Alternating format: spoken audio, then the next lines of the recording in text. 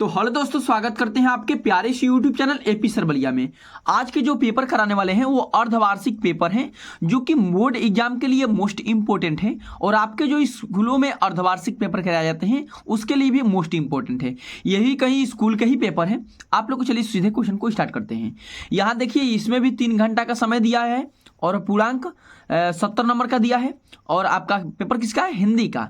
चलिए, नोट में आपको दिया है कि प्रश्न पत्र 2 खंडों क एवं ख में विभाजित है।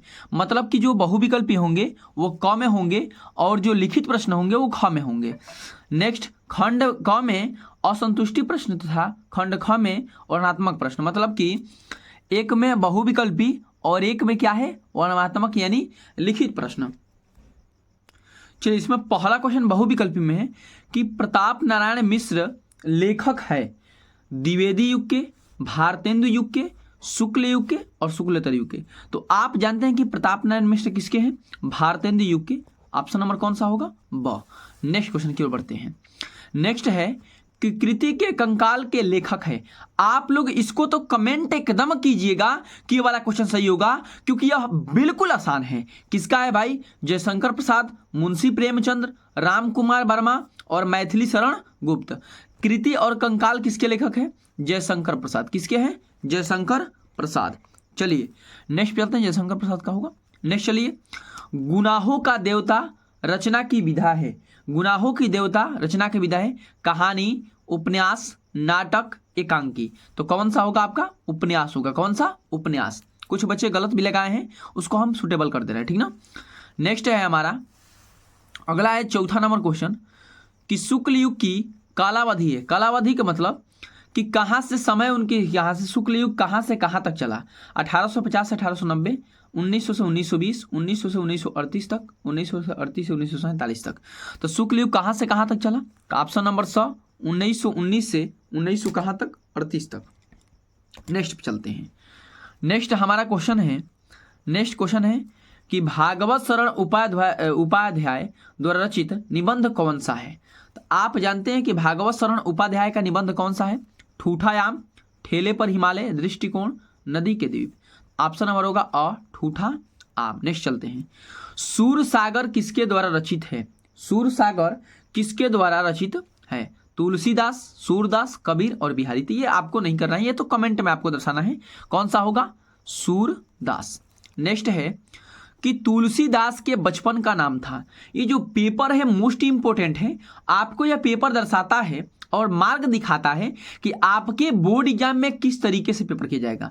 आपके साइड में इस तरीके के कोई भी पेपर मिले, आप किसी भी विषय का उसको तुरंत हल कीजिएगा आंसर को खोज कर। वहां से आपको ये माइंड में आएगा कि पेपर बोर्ड एग्जाम में किस तरीके से आता है। चलिए, तुलसीदास के बचपन का नाम क्या था? राम बोला, कृष्ण बोला, श्याम बोला, लक्ष्मण बोला। क्या होगा? राम बोला। राम बोला। नेक्स्ट चलते हैं। चलिए, नेक्स्ट हमारा क्वेश्चन है कि तुलसीदास के गुरु का क्या नाम था? यह भी क्वेश्चन आसान है। नरहरिदास, वल्लभाचार्य, रामानंद और कबीरदास। नरहरिदास। कौन सा होगा? नरहरिदास। निम्न है गंगा लहरी के रचना है पदाकर की, बिहारी की, भूषण की, मतीराम की। तो कौन सा होगा आपका? पदाकर की। किसकी? पदाकर की। केशवदास काव्य धारा के कवि है। रीतिबद्ध, रीति सीधी है, रीति सीधी। तो ऑप्शन नंबर कौन सा होगा? रीतिबद्ध। 2 ऑप्शन और है, ठीक है ना। नेक्स्ट क्वेश्चन पे चलिए, अगला है 11 नंबर क्वेश्चन कि आई प्रत्यय जोड़कर कौन सा शब्द बना है? आई महानता, लिखाई, लघुता, बचपन। ये तो ऑप्शन सही है, लिखाई होगा। नेक्स्ट हमारा कि यही कहीं बिखर गई है भग्न विजय मालासी, इस पंक्ति में अलंकार है। भ्रांतिमान, उपमा, रूपक, उत्प्रेक्षा। कौन सा होगा? आप लोग कमेंट कीजिए। उपमा होगा। उपमा का मतलब होता है कि जहां किसी विशेष वस्तु का या उसके कोई भी वस्तु हो, किसी विशेष चीज का किसी वस्तु और समान गुणधर्म के आधार पर तुलना की जाती है। मतलब जैसे एक आप लोग पढ़े होंगे, राधा के चरण गुलाब के समान कोमल है। यानी कि राधा के जो चरण है वो गुलाब से तुलना की जा रही है, मतलब उसकी जो समानता है उसकी गुलाब की किया जाए। तो जहाँ पे किसी वस्तु की समानता किसी अन्य वस्तु की समानता के गुणधर्म के आधार पर किया जाता है वहाँ क्या कहलाता है? उपमा अलंकार। क्या होता है? उपमा अलंकार। 2 नंबर ऑप्शन। ठीक, नेक्स्ट पे चलते हैं। नेक्स्ट हमारा है कि प्रमोद का तत्सम रूप है। आप जानते ही है प्रमोद होता है, क्या होता है? प्रमोद। नेक्स्ट चलिए, जिनके आगे ठहर सके जंगी न जहाजी, है ये वही प्रसिद्ध छत्रपति भूप शिवाजी। इन पंक्तियों में से छंद है रोला, कुंडलिया, सोठा, दोहा। तो आपका ऑप्शन होगा रोला। इसमें जानते हैं कि 11 और 13 के विराम से 24 मात्राएं होती है, तो ऑप्शन नंबर कौन सा होगा? रोला। आकाश का विलोम है, क्या होता है? पताल। क्या होता है? पताल। अग्नि का पर्यायवाची है, अनल भी है, पावक भी है, आग भी है, यानी कि उपयुक्त क्या होगा? सभी। ये तो ऑप्शन बहुत ही शानदार है। विपत्ति बटावन बंधु बाहु, बिन करो भरोसो काकू, में रस की पहचान, रौद्र रस, शांत रस, करुण रस, हास्य रस। ऑप्शन कौन सा होगा? स, करुण रस। कौन सा? करुण रस। युष्मा भी रूप है युष्मद शब्द का। तृतीय विभक्ति बहुवचन, पंचम विभक्ति बहुवचन, सप्तम विभक्ति द्विवचन, द्वितीय विभक्ति एकवचन। जो भी बच्चा लगाया सही लगाया है। कौन सा होगा? तृतीय विभक्ति बहुवचन। निम्न है अगला क्वेश्चन। अध्यक्ष शब्द में प्रयुक्त उपसर्ग है। कुछ शब्द ऐसा दे दिया है मतलब कि जो कि टॉपिक निकल चुका है, ठीक है ना। जैसे कि उपसर्ग ही है, पर उपसर्ग है जो टॉपिक निकल चुका है, आपका आएगा नहीं। अध्यक्ष शब्द में प्रयुक्त उपसर्ग है अ। कौन सा होगा? अ। ये जो नया 20 नंबर जो टॉपिक दिख रहा है आपको, नया दिख रहा है कि अध्यापक द्वारा कक्षा का जायजा लिया गया वाक्य में प्रयुक्त वाच्य है। तो ये नया टॉपिक हमको देखने को मिला है और वाच्य से क्वेश्चन एक जरूर आएंगे, 100% है क्वेश्चन बोर्डिया में आएंगे, ठीक है ना। तो इसमें कौन सा? कृत्यवाच्य, कर्मवाच्य, भाववाचक, कारणवाच्य। कौन सा होगा? कृत्यवाच्य। अब चलिए खंड जो ब है वर्णात्मक प्रश्न, उस पर चलते हैं। चलिए, कहा है निम्नलिखित गद्यांशों में से किसी एक पर आधारित दिए गए प्रश्नों का उत्तर दीजिए। कुसंग का ज्वर सबसे भयानक होता है, यह केवल नीति और सद्वृत्ति का ही नहीं नाश नहीं करता बल्कि बुद्धि का भी। आप जानते हैं पहला प्रश्न, आप जानते हैं कैसे लिखा था? कुसंग का ज्वर ... गिराती जाएगी, और पहला लगाना है संदर्भ। संदर्भ में लिखना है कि प्रस्तुत गद्यांश हमारी पाठ्य पुस्तक हिंदी के कुसंग का ज्वर यानी मित्रता पाठ से लिया गया, जिसके लेखक कौन है? आचार्य रामचंद्र शुक्ल जी है। लिखेंगे तो इसकी व्याख्या कर देना। नेक्स्ट क्वेश्चन पढ़ते हैं। तीसरा क्वेश्चन का है कुसंग का मानव जीवन पर क्या प्रभाव पड़ता है। तो आप जानते ही है अगर बुरा संगति किसी से हो जाता है तो उस पर बहुत बुरा प्रभाव पड़ता है। वह हमारे आचरण और बुद्धि को ही नहीं बल्कि हमारे पूरे मस्तिष्क को या पूरे हमारे सद्गुणों को क्या कर सकता है? नाश कर सकता है, ठीक है ना। नेक्स्ट क्या है कि ममता ने मन में कहा यहाँ कौन दुर्ग है, यही झोपड़ी न जो चाहे। ममता पाठ का है, वो करो या ये करो, ठीक है ना। 22 नंबर क्वेश्चन पे चलते हैं कि निम्नलिखित पद्यांशों में से किसी एक के नीचे दिए गए प्रश्नों का उत्तर दीजिए। एक यह क है और ये ख है, दोनों में से एक कोई करना है, ठीक। नेक्स्ट देखो अगला प्रश्न। दिए गए लेखकों में से किसी एक के जीवन परिचय देते हुए उनकी एक रचना का उल्लेख कीजिए।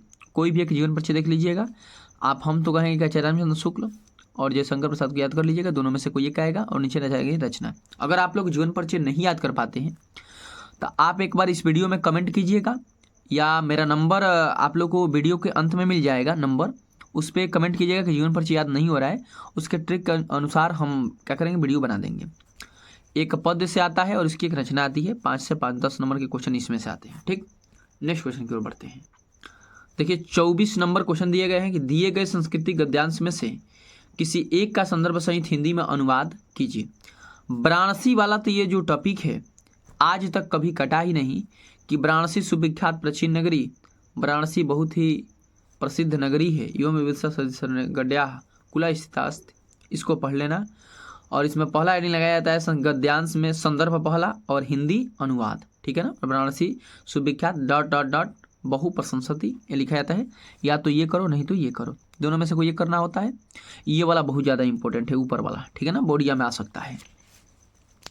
नेक्स्ट देखिए, नेक्स्ट 25 नंबर आपका पूरा दिखा दे रहे हैं। चलिए 25 नंबर क्वेश्चन है कि दिए गए संस्कृत पद्यांशों में से किसी एक का संदर्भ सहित हिंदी में अनुवाद करना है।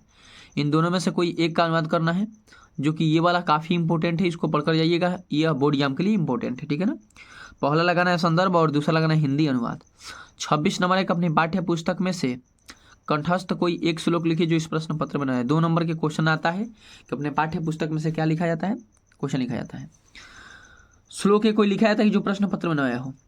27 नंबर निम्न में से किन्हीं 2 प्रश्नों का उत्तर संस्कृत में दीजिए। आपको अगर ये क्वेश्चन नहीं याद हो रहा है, 150-200 दिया है, हम एक वीडियो बनाए हैं जिसमें मात्र 15 क्वेश्चन बताए हैं और 15 क्वेश्चन में से एग्जामिनर की ताकत नहीं है जो क्वेश्चन न दे, ठीक है ना। यकीन ना हो तो 2023 का वो वीडियो है और 2024 में भी आएगा, 2025 में भी आएगा, आप देख लीजिएगा, और 2023 में भी आया है। यकीन ना हो तो आप जाइएगा, हमारे पहले व्हाट्सअप नंबर पे कनेक्ट कीजिएगा, हमसे कोई भी दिक्कत हो आप पहले व्हाट्सअप नंबर पर कनेक्ट कीजिए। 28 नंबर अपने पठित खंड काव्य के आधार पर उसकी कथांश संक्षेप में लिखिए। आप लोग पहले देख लीजिएगा कि आप किस जिला से हैं, जैसे कि जो भी लोग बलिया जिले से आते हैं उसका कर्ण खंड वाला है, और कुछ देवरिया जिले से आते हैं, कुछ इधर बहुत जिले से आते हैं, तो उसमें देख लीजिएगा आप कौन सा होगा। और लास्ट हमारा क्वेश्चन है, आप लोग को अंत में बताएंगे इस पेपर में कुछ कमियां भी हैं कि निम्नलिखित विषयों में से किसी एक विषय पर निबंध लिखिए। विज्ञान के चमत्कार, वही विज्ञान का अभिशाप पर निबंध लिखना है, या अनुशासन की समस्या, या नारी शिक्षा का महत्व, नारी शिक्षा का महत्व देशाटन के लाभ। एक क्वेश्चन आप लोग को नहीं दिया जो 2024 बोर्ड एग्जाम में आता है, क्या नहीं दिया है, पत्र लेखन। क्या नहीं दिया है भाई, पत्र लेखन, जो कि आप लोग अच्छे तरीके से तैयार कर लीजिएगा। उम्मीद करते होंगे ये वीडियो समझ में आया होगा। तो मेरे छोटा सा रिक्वेस्ट है, चैनल को सब्सक्राइब कीजिए, लाइक कीजिए, अपने दोस्तों शेयर कीजिए। मिलते हैं आपसे नेक्स्ट वीडियो में।